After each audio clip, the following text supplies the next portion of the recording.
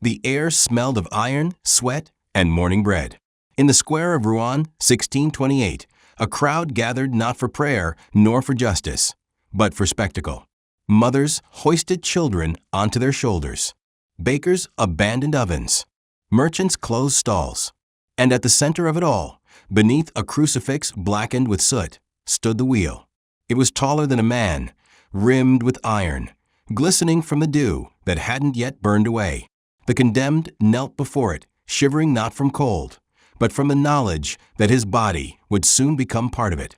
His name was Pierre Moreau, a thief, a murderer, a man of no consequence to the city except for the purpose he served that morning, a warning.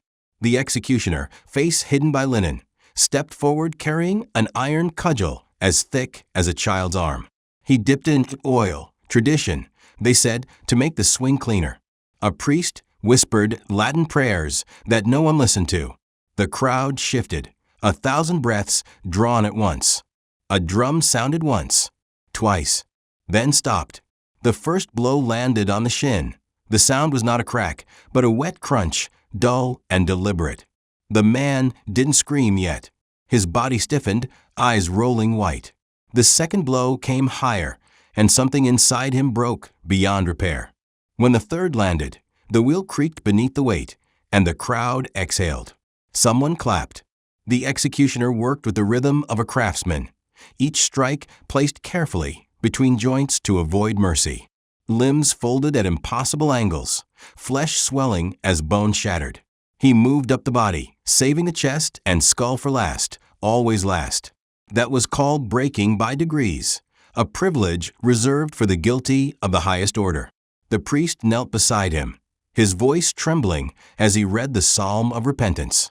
"Have mercy upon me, O God." But the crowd heard only the sound of wood and bone grinding together. The sound of redemption turned mechanical. As the sun climbed higher, the smell of blood thickened. Flies gathered on the stones. Somewhere, a woman fainted. A man joked about the price of wine. And when the executioner finally raised the hammer one last time, not to torture, but to end, even the children leaned forward. One final swing, heavy and hollow, and the head fell sideways. Silence. Then applause. The wheel turned slowly in the breeze, its iron spokes catching the light like the ribs of a dying god. By evening, crows would perch on it. By morning, it would still be there, spinning faintly in the wind, bones clattering like loose prayer beads. This was not an execution. It was anatomy performed in daylight, the state dissecting its enemies to teach the living how power works.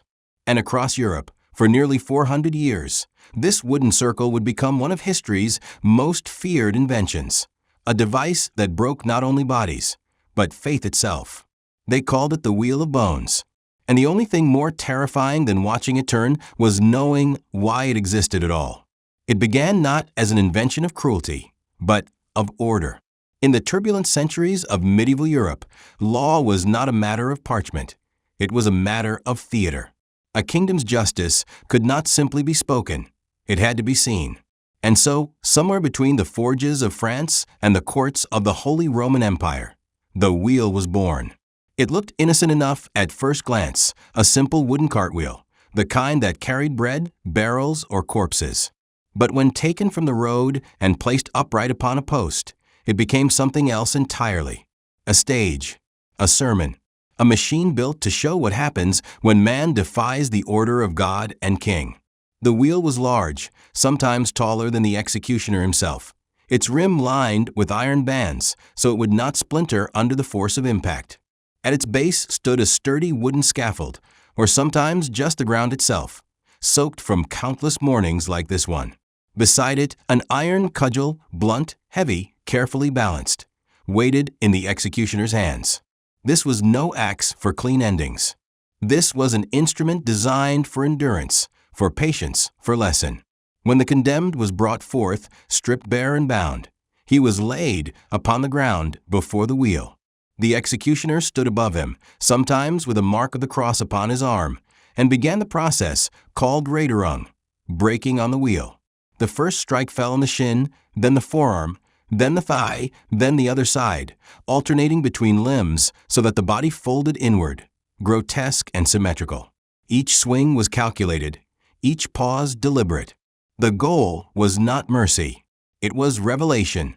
In the eyes of the crowd, the man was being transformed from sinner to symbol, from flesh to justice itself. Each bone broken was a reminder that order existed only through obedience. Each scream became a sermon. When the limbs were sufficiently shattered, the executioner wove them through the spokes of the wheel, one by one, like thread through a loom, like vines through wood. The arms bent backward, the legs interlaced, the body curved unnaturally, forming a perfect circle of ruin. The wheel was then lifted upright upon its post, the condemned displayed like an offering to the heavens.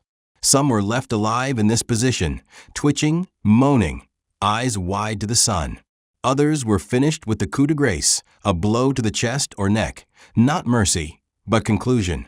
The body was then left to rot, sometimes for days, sometimes for weeks.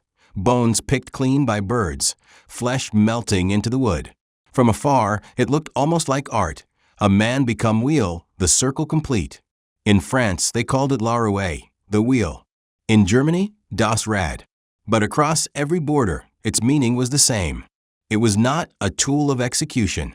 It was a declaration that the world itself had order, and the breaking of one man's body could preserve the harmony of 1,000. It was, in every sense, justice made visible.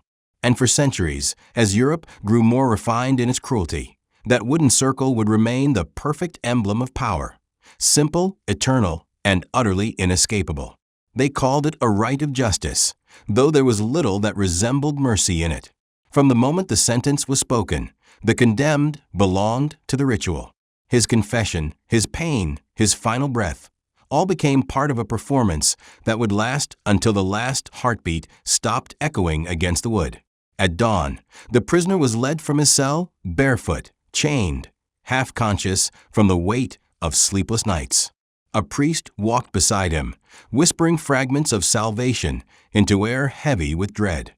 Behind them, the executioner, silent, gloved, his tools carried in a wooden chest. The crowd already waited. Townspeople gathered in a circle around the scaffold, the smell of damp straw mingling with sweat, rain, and anticipation. Children perched on barrels, vendors sold cider, and from every throat rose the same low murmur, the sound of curiosity pretending to be righteousness. When the condemned reached the platform, he was made to kneel. A clerk in fine robes unrolled a parchment and began to read, his voice loud and deliberate, so no soul could claim ignorance of the law. The crime was spoken first: theft, treason, heresy, murder. Then the sentence, to be broken upon the wheel according to rank and offense. That phrase, according to rank, was everything. A noble might be granted a single mercy, the coup de grace, a swift strike to the heart or neck before the bones were broken, death before humiliation. But for commoners, for heretics, for those of no family worth saving, there would be no grace. They would feel every blow. They would hear every crack. They would die piece by piece, each moment drawn out like the turning of a slow wheel. The executioner began with the geste de mort, the gesture of death. He lifted his cudgel, kissed it lightly, a strange, almost reverent motion, and then looked to the priest for the signal. The priest nodded once, and the first strike fell. The sound was intimate, wet, and final.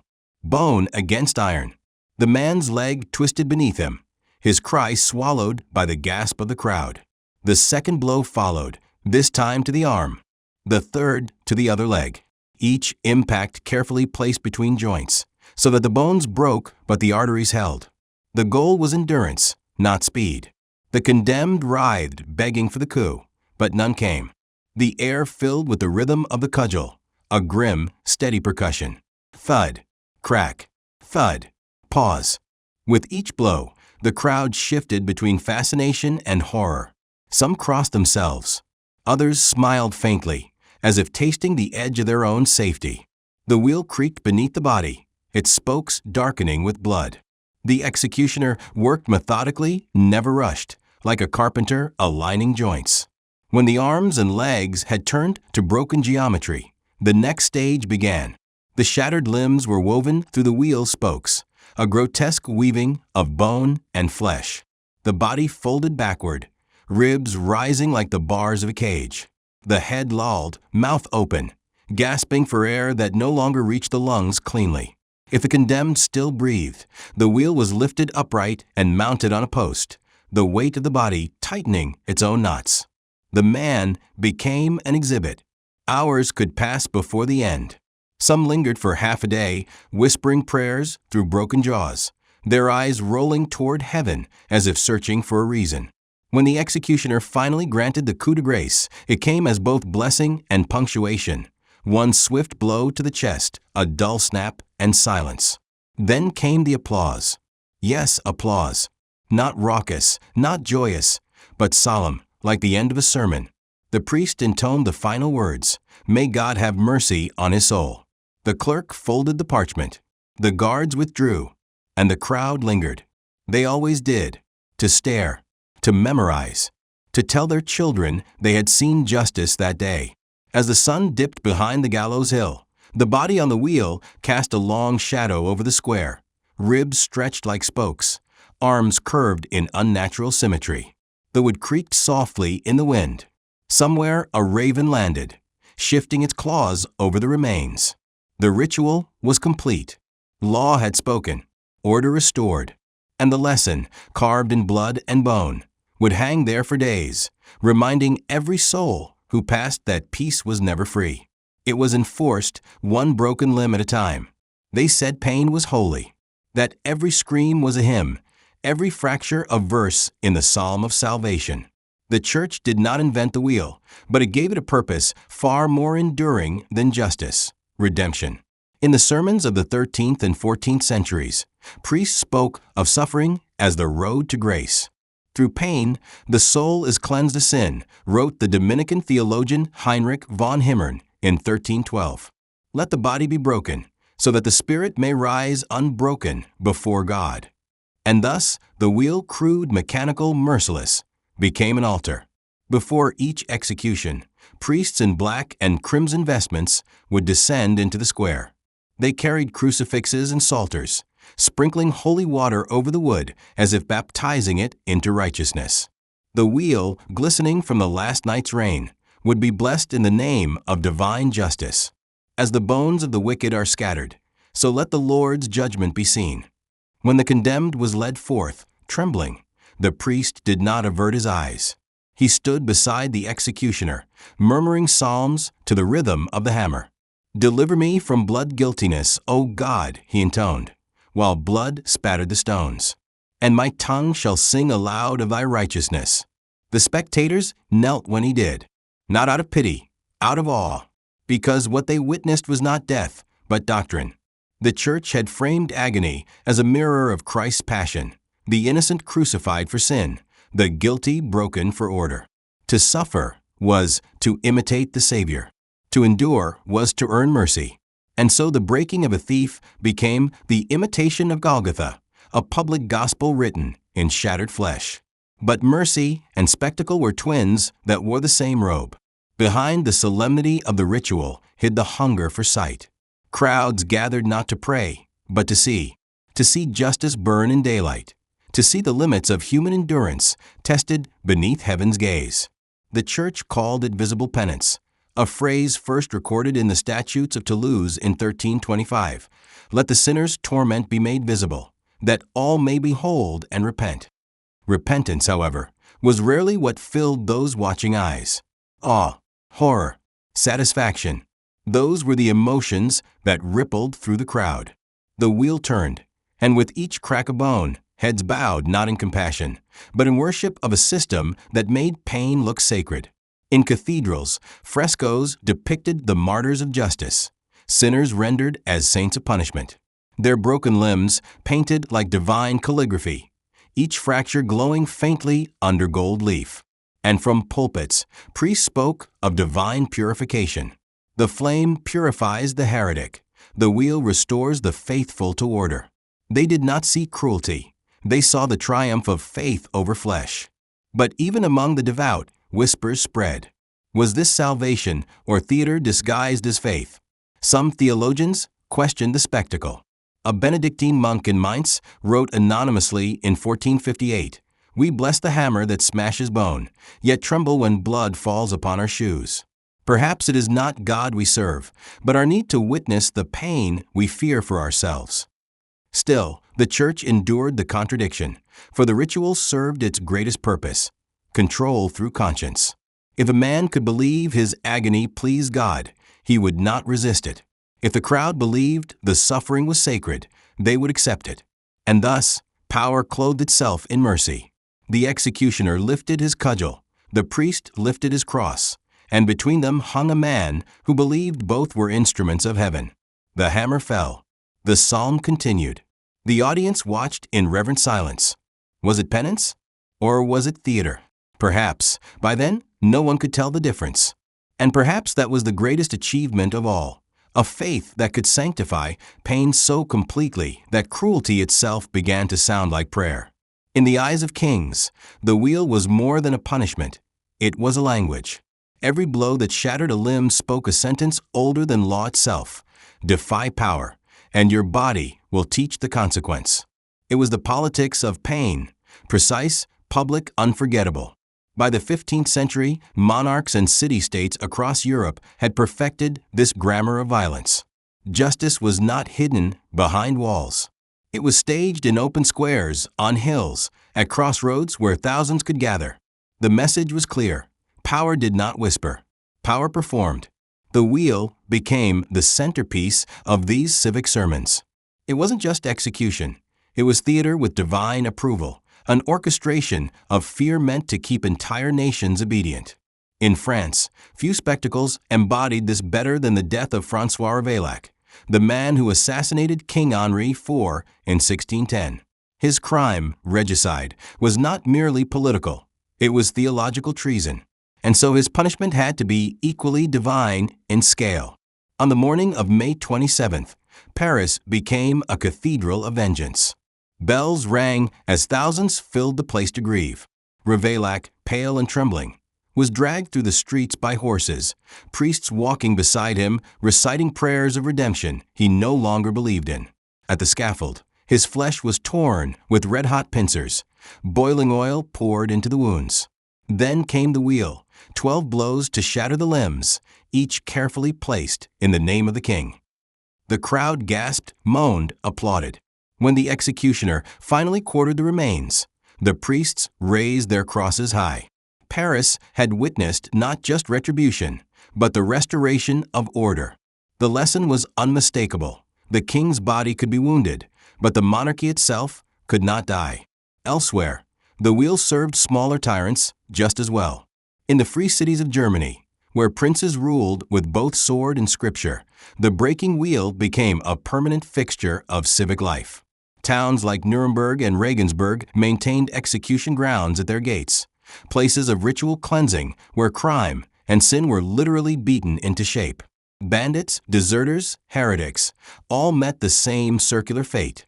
Their corpses left displayed along the highways, limbs interlaced through spokes, birds nesting in rib cages that had once defied the law. Chroniclers from Cologne recorded entire days of festivity surrounding the spectacle. Markets paused, musicians played, taverns overflowed. Children were lifted onto shoulders to see better. Merchants toasted to the magistrates. Priests gave blessings. Justice, to the people, looked like celebration. In the Netherlands, during the late 16th century, when rebellion against Spanish rule ran rampant, the wheel was used as both punishment and propaganda. Captured rebels were not executed quietly. They were broken publicly on elevated scaffolds while soldiers stood in formation below. The condemned became living billboards of empire, proof that mercy had limits and loyalty had rewards. One Dutch chronicler wrote, "The wheel stood higher than any pulpit. It spoke to more souls than any preacher." And that was precisely its purpose.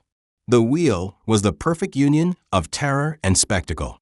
It didn't just kill, it taught. It turned execution into civic ritual, fear into entertainment, and the state into something divine. Every fracture of bone became a note in the symphony of obedience. Every display of agony reminded the crowd that rebellion was a privilege only the dead could afford. Monarchs used the wheel the way generals use cannons, to command without speaking. When France executed highwaymen along the Loire, they left their remains to sway in the wind as travelers passed. When the Holy Roman Empire broke insurgents at Mainz, their bones hung until rain and time erased them. Each rotting corpse whispered the same sermon: the wheel never forgets. To rule in that age was to master the choreography of pain. The processions, the readings of sentence, the blessing by priests, the crack of the cudgel, all unfolded like sacred theater. The people cheered not because they were cruel, but because they understood their place within the script. The man on the wheel was not just condemned. He was the vessel through which the state reaffirmed its power. And so, city by city, empire by empire, the same performance played out. Iron and bone, prayer and spectacle, mercy spoken in Latin, while cruelty spoke in flesh. The wheel turned, and with each revolution, it carried not just a body, but an idea that authority, once sanctified by suffering, could never be questioned. The kings believed it, the church preached it, and the people learned it, one execution at a time. What made the wheel so terrible was not its savagery, but its precision. It was a design built not to kill, but to manage death, to measure it, to stretch it across hours until the body itself became a living clock of pain. Executioners were craftsmen. They understood anatomy better than many physicians of their day. They had to. Too much force, and an artery would rupture, mercy by accident. Too little, and the blow would fail to fracture the bone. The key was control. Pain had to be maintained, not unleashed. The process unfolded in phases, each with its own rhythm. First came the limbs, the four quarters of rebellion. The condemned was laid flat, limbs extended along the wooden beams. The executioner raised his iron cudgel, heavy as judgment itself, and brought it down between the joints, thigh, shin, forearm, wrist. Always between. The objective was to break the structure, not the system. The vessels had to remain intact so that the heart could keep its ghastly work, pumping life into ruin. The sounds were unmistakable. Not sharp cracks, but deep, muffled crunches, like greenwood splitting under frost. Each blow drew a shudder that rippled up the body, and the crowd leaned in, caught between fascination and horror. The condemned, if still conscious, often began to pray, not for life, but for the coup de grace, the final mercy blow that ended the ritual. But that blow did not come yet. The second phase was threading. Once the limbs had been shattered, they were bent and woven through the wheel's spokes, a grotesque pattern of symmetry. The arms crossed behind the back, the legs interlaced, the spine twisted like rope. In that position, breathing became labor. The diaphragm could not expand. Air entered in short, rasping bursts. And still, the heart kept beating. Still, the body clung to consciousness. It was at this point that physicians and anatomists began to take interest.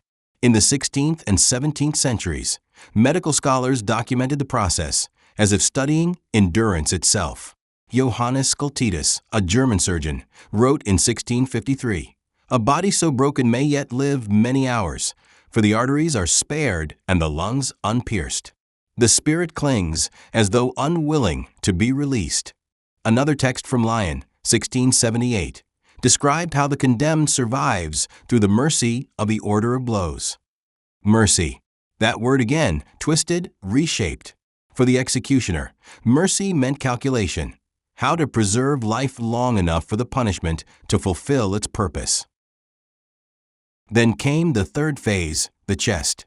Once the limbs were ruined, the executioner raised the cudgel again and struck across the ribs. The sound changed, hollow now resonant, as bone gave way to echo. The spine sometimes broke clean, sometimes it bent like a bowstring and held. The condemned rarely screamed by then. The voice had turned inward, the mind retreating to somewhere small and safe, or nowhere at all. Those who watched described a strange transformation. The man who had entered the square, proud, trembling, defiant, was gone. What remained was a shape, a breathing symbol of power's dominion. a thing no longer human, but not yet dead. And it was that in-between state that most disturbed the witnesses. A living man displayed like an emblem, neither punished nor released, a soul suspended on the threshold between pain and oblivion. Finally, when the executioner judged that enough had been endured, he delivered the coup de grace, the grace blow, a swift strike to the heart or neck, meant to end what mercy had delayed. Some did it with solemnity, others with indifference. But in every case, the act was final punctuation, a full stop at the end of a long, shuddering sentence. The crowd exhaled. The priest crossed himself. The scribe marked the time. And the wheel turned slowly in the breeze, its spokes dripping, creaking, settling under the weight of what it had done. Later, physicians and philosophers would debate what they had witnessed. Some saw anatomy. Others saw endurance or justice or the mechanics of divine punishment. But none could deny the fascination, that dark magnetism that drew men to watch how long the human frame could survive its own destruction. Because the horror of the wheel was not only in its cruelty, it was in its discipline, a system so precise that it blurred the line between medicine and execution, between order and madness. And in the end, that was its triumph, to take the chaos of death and turn it into ritual, to transform a man into a symbol so completely that his humanity was the first thing to break and the last thing to die. They came early, always. Before the bells finished tolling, before the executioner washed his hands, before the condemned even glimpsed daylight. The crowd was already there. Families, merchants, apprentices, priests, beggars, and children, all pressed together in the town square, faces turned toward the scaffold like flowers toward the sun. Vendors sold bread and ale, boys climbed barrels for a better view, mothers whispered warnings disguised as lullabies. No one admitted they came for pleasure. They came for justice, they said, but justice always seemed to taste a little like excitement. The wheel waited in the center, silent, monumental. Every eye fixed on it. Every mind rehearsed what it would see. And when the prisoner appeared, trembling, pale, half broken already, a hush fell, not of pity, but of attention.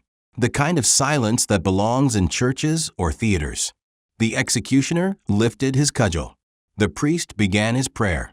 And then the square came alive. Every sound became part of the experience. The thud of the iron, the wet crunch of bone, the gasp that rippled through the onlookers like wind through tall grass. It wasn't chaos. It was choreography. The crowd swayed, murmured, recoiled, and leaned forward again in perfect rhythm. One man turned away, then turned back, as if fearing to miss a moment. A child laughed nervously.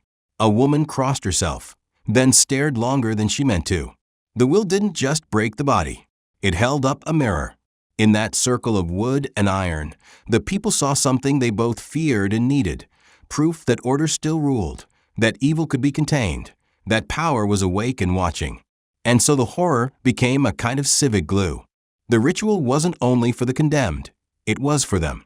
A communal reaffirmation that the world still had boundaries, drawn in blood, enforced by spectacle. In the act of watching, the crowd participated. They absorbed the violence and released it as relief. "It's not me," their hearts whispered. "Not today." Chroniclers from Lyon and Augsburg wrote of the same strange serenity that followed every execution, a quiet sense of cleansing, even joy. Merchants reopened their stalls. Children played beside the scaffold.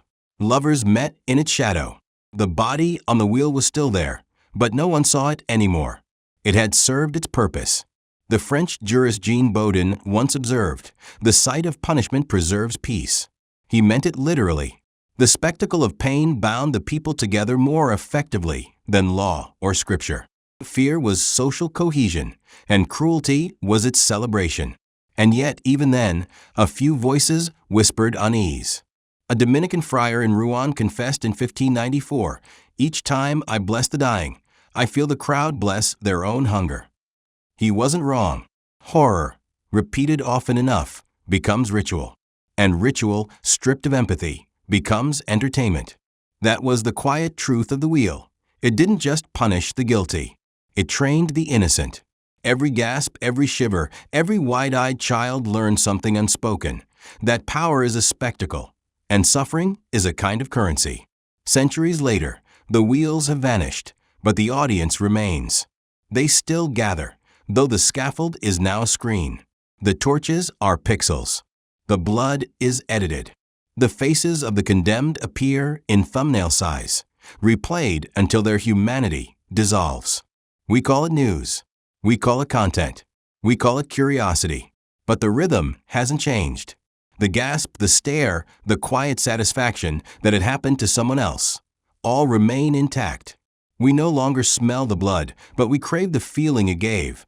That sharp, guilty reassurance that order still exists, that evil can be punished, that the story has an ending we can watch from a safe distance. The medieval crowd stood beneath the sun. We stand behind glass. But the gaze is the same fascination, the same surrender, the same small prayer. Not me. Not today. Because in the end, it was never only the condemned who were on display. It was the watchers. The wheel turned for them, and they turned with it, each revolution polishing the mirror a little clearer, until the day came when the reflection looking back was not the prisoner at all, but the crowd itself. The wheel was not a single invention. It was a contagion. Once born in the crucible of France and the Holy Roman Empire, it spread like a doctrine, crossing mountains, rivers, and languages until all of Europe spoke the same brutal grammar of punishment. Every nation gave it a new name, but the meaning never changed. In France, it was la roue, the wheel. In Germany, Rädern, to wheel a man. In Eastern Europe, it earned a darker title altogether, the wheel of death. Each region added its own refinement, its own ritual flourish. The French prized spectacle. The wheel raised high above the square, the condemned displayed in perfect symmetry, the executioner's strokes timed like verses in a hymn. The Germans prized procedure, the order of the bones to be broken, the sequence of confession, absolution, and death, each act defined by statute and sanctified by centuries of repetition. The East valued endurance. In Poland, Hungary, and the Baltic lands, victims were sometimes left alive for days, their twisted bodies bait for the crows and sermon for the living. The method traveled not by conquest, but by imitation. One ruler saw how fear preserved obedience in his neighbor city and demanded the same tool. It was efficiency disguised as faith. Civilization, they said, required examples. And examples were plentiful. In 1680s France, Catherine de Chaise, known to history as La Voisin, was broken alive for her part in the affair of the poisons, a scandal that had stained the court of Louis XIV. She had sold potions, arranged secret masses, and allegedly supplied poisons to the nobility. Her trial revealed the hypocrisy of an empire that preached virtue while drowning in vice. When she was condemned, the people of Paris gathered not to see a witch die, but to see corruption itself burned away. La Voisin's execution began with a stake, but the wheel followed for her accomplices, men of the church, noble patrons, servants who had seen too much. The flames took the bodies, but the wheel took their names. Each spoke, each creak of iron became part of the legend that fed a city's obsession with visible justice. Across the Rhine, the German states perfected the ritual with almost bureaucratic precision. Executioners were licensed professionals, their duties codified by law. An edict from Saxony, 1572, specified exactly how many blows should precede death, depending on the crime. 8 for murder, 10 for treason, 12 for parricide. The coup de grace could only be granted after the condemned's body had been sufficiently humbled. The breaking was not punishment, it was purification. In Bavaria, the case of Peter Neers became legend. A bandit, a killer, and by rumor a sorcerer, Neers was accused of murdering and mutilating hundreds. When they caught him in 1581, the authorities decided his death should not merely end him, but erase him. His flesh was torn with pincers for 2 days before the wheel even appeared. Then came the blows, 42 in total. Each one deliberate, each one witnessed. The record states he lived through 36. That was the fascination, not the killing, but the endurance. How long could a man remain alive, conscious, visible? The question haunted every city that built its scaffold too close to the church. Eastern Europe took the fascination further still. In Russia and the Balkans, the wheel became an art of delay. Some condemned were lashed to the rim itself, spun slowly as each joint shattered in sequence. Others were nailed to the wood, left to die beneath the open sky while priests read psalms and peasants crossed themselves. The body was both warning and witness, left to rot where the crossroads met. So every traveler, every pilgrim, every merchant would remember that the king's law reached even the forgotten corners of the map. Chroniclers from Krakow and Lviv recorded tales of executioners treated as local celebrities, masters of their craft. Children learned their names. Towns invited them from miles away when a particularly sinful case arose. In some places, the condemned were allowed to bribe the executioner for extra blows to hasten death, mercy for sale, faith for hire. By the 17th century, Europe had perfected not just the mechanics of breaking, but its choreography. In France, the wheel became a kind of national theater, presided over by law, blessed by priests, and applauded by the people. In Germany, it was a civic ritual, executed with clockmaker precision. In the East, it was still a medieval sacrament, fire, blood, and psalm blended into one unbroken prayer. Yet beneath all these variations, the purpose remained identical: to make pain visible, to turn morality into spectacle, to remind the living that their bodies, too, belong to the state. The wheel was a continent's common language, a grammar of fear that required no translation. A man broken in Paris looked the same as one broken in Prague. His screams sounded the same in Polish, German, or French. And the people watching, always watching, understood him perfectly. Europe's cities called themselves Christian, civilized, enlightened. But beneath every cathedral square and market cross, the same ritual repeated, century after century. The priest's blessing, the executioner's swing, the slow unwinding of a human being until justice, like the wheel itself, came full circle. And in that circle, Europe found its reflection, not a continent of faith or reason, but one that believed salvation required spectacle, and that no truth was more convincing than a body in pieces. The wheel did not die with the Enlightenment. It was buried alive. By the late 18th century, philosophers and reformers began to recoil from the spectacle they had inherited. The Age of Reason, they called it, an era of progress, of law, of light. And under that new light, the wheel looked obscene. It belonged to an older world, a world of faith and fire, of punishment as prophecy. In 1789, as the French Revolution tore through the old order, the Code Penal erased la rouée from the list of punishments. The guillotine replaced it cleaner, swifter, more humane, they said. One stroke, one death, one moment of equality before the blade. The Enlightenment congratulated itself for its mercy, but beneath that triumph, something darker lingered, a kind of unease. Because though the wheel was gone, the crowd remained, and crowds still demanded a show.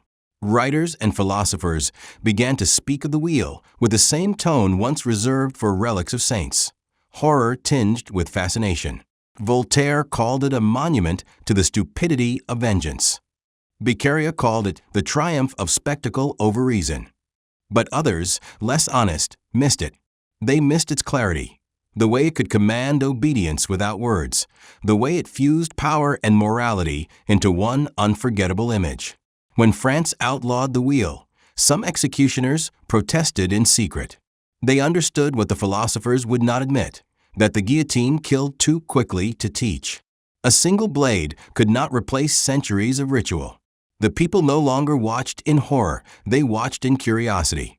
They missed the endurance, the suspense, the feeling of moral participation that the wheel had provided. And so, the wheel did not disappear. It migrated from the execution grounds to the museum, from the square to the imagination. In the 19th century, Europe turned its cruelty into nostalgia. Pain became art. Romantic painters filled canvases with visions of martyrs on wheels, saints twisted among spokes beneath shafts of divine light. Writers rediscovered the language of agony. Victor Hugo wrote of bones as prayer. Dostoevsky saw punishment as revelation. What had once been horror became metaphor. The wheel was reborn not as punishment, but as symbol, a relic of passion, sacrifice, and the fragile thread between faith and madness. Visitors in Paris, Berlin, and Vienna could now stroll through galleries and gaze upon the same instrument that once made them faint in the square. Behind glass, it looked harmless, almost elegant, polished wood, rusted iron, history domesticated. The placards called it an artifact of barbarism. But the people who leaned close to the glass, their reflections merging with the iron, still felt its pull. They still imagined the sound of the cudgel, the gasp of the crowd. The wheel no longer broke bones, but it still worked, quietly, invisibly, upon the imagination. By the dawn of the 20th century, civilization had convinced itself that it had outgrown cruelty. The gallows and the blade remained, but the wheel was only a story now, a ghost in textbooks and folklore. Europe told itself it was modern, humane, enlightened. Then came the factories, the camps, the regimes that promised utopia. And the wheel turned again, not of wood this time, but of ideology. Not with iron spokes, but with systems, files, uniforms, and silence. The same principle returned, refined and disguised, visible control, invisible mercy. The Nazis resurrected the logic of the wheel without its shape. Public terror, private suffering. Bodies displayed as warnings, yet killed with bureaucratic precision. Fear as spectacle, obedience as salvation.